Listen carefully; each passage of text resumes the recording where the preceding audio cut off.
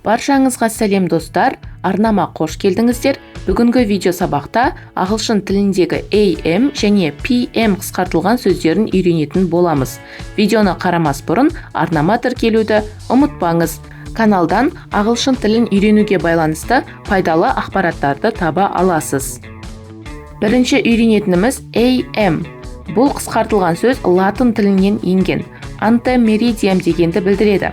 Ағылшын тілінде before noon, қазақ тілінде түске дейін, орыс тілінде до полудня деген мағыналарды білдіреді.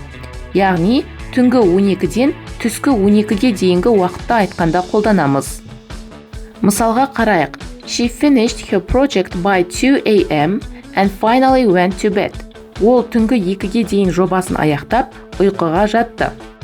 Келесі мысалға қарайық. The bakery opens at 7 a.m. every day. Наубайхана күн сайын таңғы 7-де ашылады. Келесі үйренетініміз PM қысқартылған сөзі. Бұл қысқартылған сөз post meridiem дегенді білдіреді. Латын тілінен енген сөз. Ағылшын тілінде осы post сөзіне ұқсайтын postpone деген сөз бар. Бұл сөз кейінге қалдыру деген мағынаны білдіреді.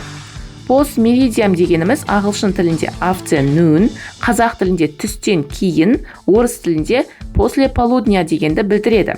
Яғни түскі 12-ден түнгі 12-ге дейінгі уақытта айтқанда қолданамыз. Мысалға қарайық. The concert starts at 8 p.m. Концерт кешкі 8-де басталады. Келесі мысалға назар аударайық. I usually finish work around 4 p.m. Мен әдетте жұмысымды 16:00-де аяқтаймын. Міне достар, осымен бүгінгі видео сабақ өз мәресіне жетті. Берілген ақпараттар түсінікті болды деген ойдамын. Егер видео сабақ ұнаған болса, видеоға лайк басып, каналға тіркеліп, пікір жазуды ұмытпаңыз. Ал қазірше сау болыңыз.